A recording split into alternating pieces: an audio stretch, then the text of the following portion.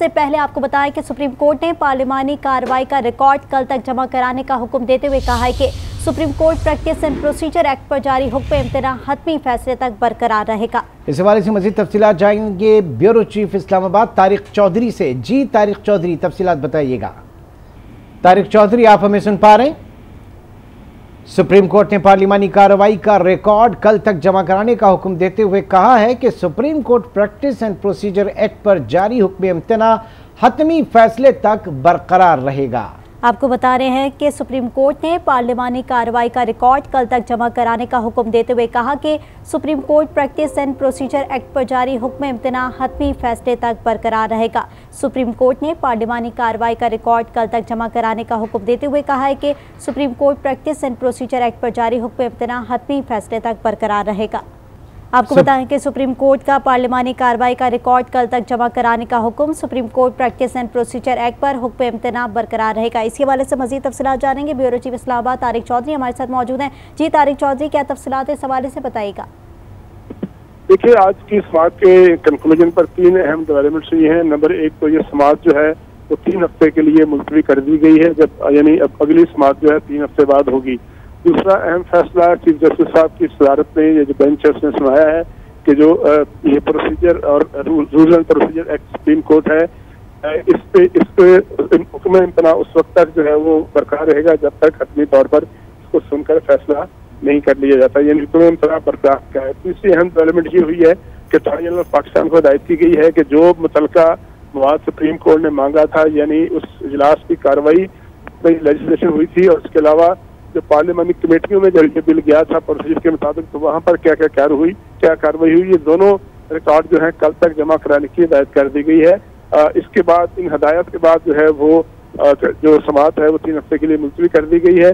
अब लाजिम ये है कि कल पाकिस्तान को जो पार्लियामेंट का रिकॉर्ड है वो सुप्रीम कोर्ट के रजिस्ट्रार ऑफिस में जमा कराना पड़ेगा। जी तारिक चौधरी इस वक्त हमारे साथ मौजूद है और वो इस वक्त बता रहे हैं कि सुप्रीम कोर्ट ने पार्लिमानी कार्रवाई का रिकॉर्ड कल तक जमा कराने का हुक्म देते हुए कहा कि Supreme Court practice and procedure act पर हुक्म इम्तना हतमी फैसले तक बरकरार रहेगा। तारिक चौधरी, ये जो बात की गई है यहाँ पर कि कल तक जमा कराएंगे, फिर फवाद चौधरी की प्रेस कॉन्फ्रेंस भी थोड़ी देर पहले थी जिसपे उन्होंने कहा कि यहाँ पर आके कहा जा रहा है कि हम जमा करा देंगे कल तक, और पीछे कहा जा रहा है, बाहर जाके कहा जाता है कि हम कोई चीज़ जमा नहीं कराएंगे।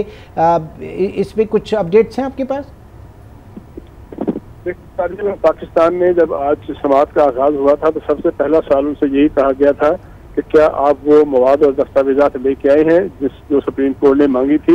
उस पर अटॉर्नी जनरल ऑफ पाकिस्तान ने कोर्ट रूम में जवाब दिया था कि उन्होंने स्पीकर ऑफिस से कौमी असेंबली सेक्रेटरी से रब्ता कर लिया है और जो मतलूबा रिकॉर्ड है वो कल तक उनको मिल जाएगा। ये अटॉर्नी जनरल ऑफ पाकिस्तान की पोजीशन है जहाँ तक हुकूमत का ताल्लुक है। और बेसिकली तो ये स्पीकर सेक्रेटेरिएट में ये रिकॉर्ड जमा कराना है, चूँकि कस्टोडियन जो है सारे मवाद का वो स्पीकर ऑफिस होता है। तो हुकूमती हल्के जो है ये कह रहे हैं कि ये मवाद जो है वो नहीं दिया जाएगा, चूंकि इस हवाले से एक कमेटी पहले ही बनाई जा चुकी है अरकान पार्लियामेंट की, और वो कमेटी फैसला करेगी कि ये मवाद जो है सुप्रीम कोर्ट को फराहम करना है या नहीं।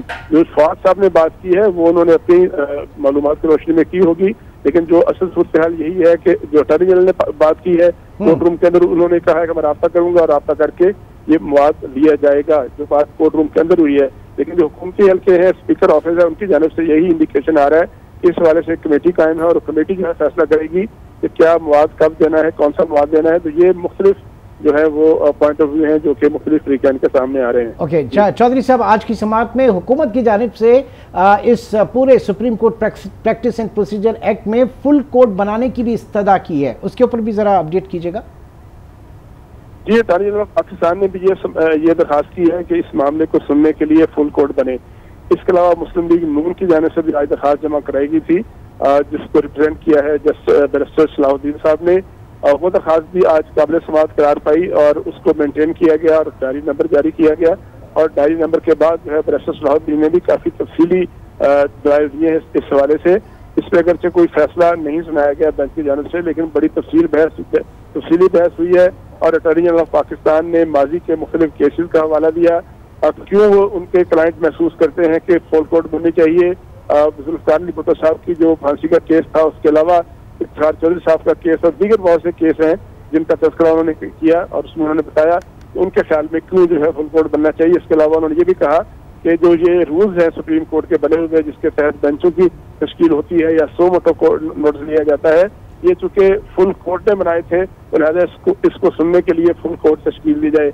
इसके जवाब में जो मुख्तलिफ ऑनरेबल जजेस थे, जस्टिस आशा मलिक साहबा, जस्टिस निज़ार नकवी साहब, जस्टिस मुनीब अख्तर साहब, जस्टिस एजाजुल एहसन साहब और ज्यादातर जो है chief justice supreme court of Pakistan, उन्होंने इस्तफसारात भी किए, सवाल भी किए और सूरत हाल को समझने के लिए उन्होंने मुख्तलिफ माजी की नज़ायर जो कि अटॉर्नी जनरल ने दी थी उन पर अपने अपने तौर पर सवाल भी किए। तमाम अटॉर्नी जनरल का ये कहना था कि इस मामले पे फुल कोर्ट बनना चाहिए। उसके बाद जब बैरिस्टर सलाहुद्दीन साहब की बारी आई तो उन्होंने भी बहुत से केसेस का हवाला दिया और बहुत से केसेस का हवाला देकर कहा कि उनके क्लाइंट मुस्लिम लीग नून समझती है इस मामले को फुल कोर्ट को ही सुनना चाहिए। इसके बाद अताउल्लाह तारड़ साहब जो है जिन्होंने सुप्रीम कोर्ट ने पार्लिमानी कार्रवाई का रिकॉर्ड कल तक जमा कराने का हुक्म देते हुए कहा कि Supreme Court practice and procedure act पर जारी हुक्म इम्तनाअ में फैसले तक बरकरार रहेगा। Bureau chief Islamabad Tariq Chaudhry update करे थे। आपका शुक्रिया।